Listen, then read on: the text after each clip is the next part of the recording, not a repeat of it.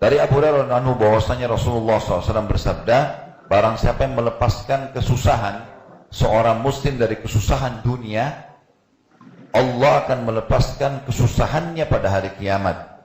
Barang siapa yang memudahkan seseorang yang mendapatkan kesusahan, Allah akan memudahkan urusannya di dunia dan akhirat. Dan barang siapa yang menutupi aib seorang muslim, Allah juga akan menutupi aibnya di dunia dan di akhirat.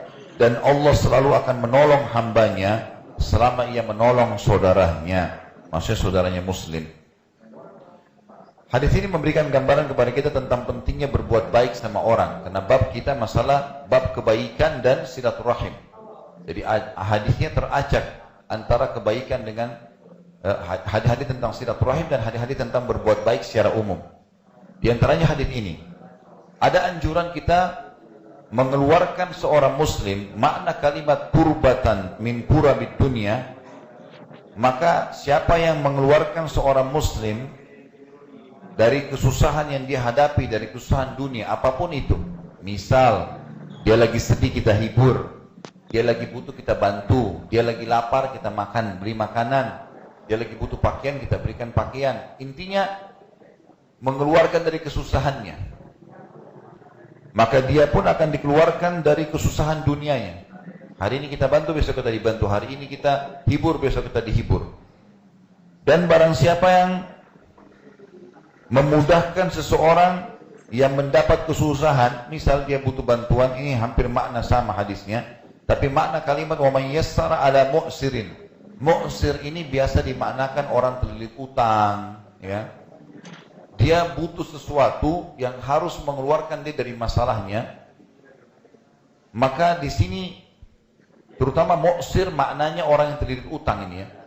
Kemudian dibayarkan utang itu. Maka masuk dalam masalah hadis itu, makna hadis ini.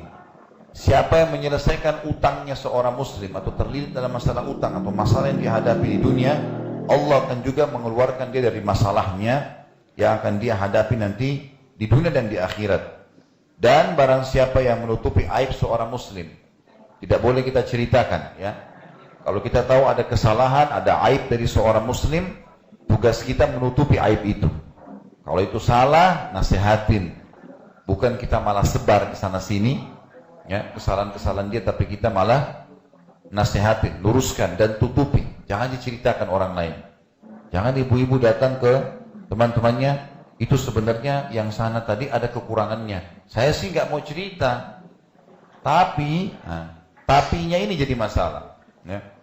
Tapi kayaknya tadi memang bajunya kotor, tapi memang begini, nggak usah cerita. Memang nggak boleh sama sekali. Tutupi aib itu. Kalau memang bajunya ada masalah, ada ini, datangin.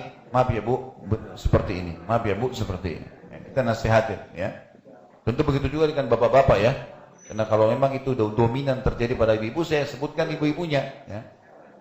Ini juga sama. Jadi kita harus suruh, siapa yang menutupi aib seorang muslim di dunia, Allah tutupi aibnya di dunia dan di akhirat. Dan yang terakhir, Allah akan selalu menolong hambanya, ya, selama dia selalu menolong saudaranya.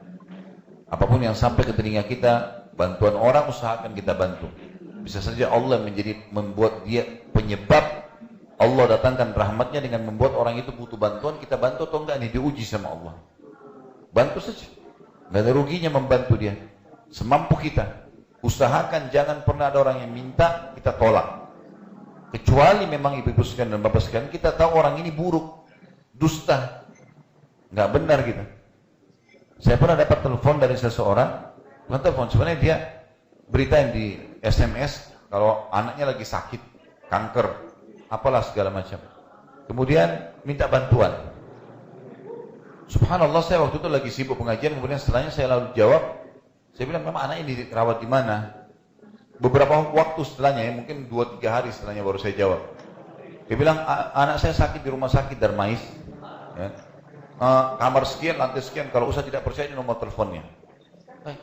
Dia tulis nomor teleponnya, alhamdulillah saya telepon ke sana. Begitu saya telepon, tanya susternya, memang ada pasien namanya ini? Oh iya ada, kamar begini, iya, di lantai ini, benar, semuanya benar. Terus saya bilang, apa ada orang tuanya? Dia bilang ada. Siapa orang tua? Dia bilang ibu, seorang ibu.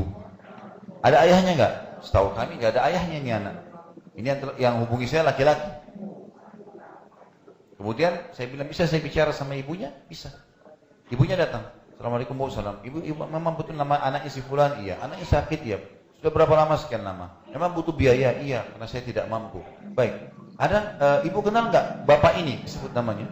Terus dia bilang, oh saya nggak tahu. Dia bilang, saya nggak tahu. Tapi ada nama tetangga saya itu. Nama tetangganya. Oh ini orang, Bu, menghubungin saya, minta bantuan melalui dia, gitu kan? Mengatasnamakan ibu. Maka ibu itu mengatakan, saya tidak kenal. Kalau bapak mau, bapak silakan datang. Biar sendiri kondisi anak saya, silakan bayar aja kalau mau bantu. Jadi contoh saja. Jadi banyak orang menunggangi ini. Dia menunggangi keadaan. Tidak urusan sama dia sama sekali. Gitu kan? Kalau memang dia niat lillahi ta'ala, maka dia akan bilang, ada anak tetangga saya sakit di rumah sakit ini. Silakan kalau mau datang, nama orang tuanya ini, misalnya tolong bantu. Mungkin. Kalau ini enggak, memang melalui dia, kita nggak tahu dikasih atau enggak. Allahu a'lam. Dan ada banyak orang-orang menggunakan pola-pola seperti ini.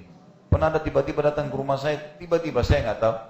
Jadi sudah mungkin 2-3 kali datang. Setiap kali dia datang kalau saya lagi pergi ke pengajian. Istri saya nggak ngerti nih. Kasih bantuan. Kemudian dia bilang, ada orang hampir setiap berapa saat sekali datang gitu. Ngakunya kenal, gitu kan. Baiklah, kebetulan satu waktu subhanallah saya telat ke pengajian. Datang lagi orang itu, terus dia ngaku kenal saya. Istri saya bilang, itu yang ngaku kenal. Saya keluar, siapa ya Bu? Dia jadi kikuk, dia nggak tahu kalau saya sudah masih ada. Katanya ibu ngaku sama istri saya kenal. Ibu kenal di mana? Saya nggak kenal ibu. Oh, saya kenal Ustadz dari temannya Ustadz, namanya ada teman saya sama Pak Muhammad namanya. Jadi Pak Muhammad, saya telepon si Muhammad teman saya itu. Kebetulan dekat rumah saya. Ya akhi, coba kesini sebentar. Iya, katanya. Antum kenal orang ini? Enggak. Ibu gimana nih? Kok ibu bilang kenal dari Pak Muhammad? Nggak kenal, gitu kan? Dia jadi kikuk, nggak bisa ngomong. Oh iya, kenal dari siapa lagi? Akhirnya kami minta alamatnya di salah satu kota cukup jauh dari Jakarta, mungkin sekitar 3 jam. Kemudian saya telepon teman-teman di sana yang memang saya kenal. Coba cari tahu tentang orang ini. Ditelusurin, ditahu. Ternyata orang ini memang suka minta-minta. Kerjanya, suaminya pemabuk. Dia kerjanya minta-minta, anaknya terbengkalai, banyak masalahnya. Kita bukan mau mencari aib orang ya, tapi memang dia ngaku-ngaku seperti itu. Kalau kita sudah tahu seperti ini, memang wajar kalau orang tidak membantunya. Apa boleh buat, gitu kan? Ini semua, alhamdulillah, bukan saya tidak sebutin nama, saya tidak sebutin nama kota, tapi secara global untuk menjadi pelajaran. Karena kalau saya sebutin nama, saya sebutin ini, berarti kita tidak tutupin aib seorang muslim. Tapi di sini kita lihat ternyata ada masalah-masalah ini. Yang jelas kalau orang secara umum datang kita nggak kenal, kita kasih itu tidak ada masalah.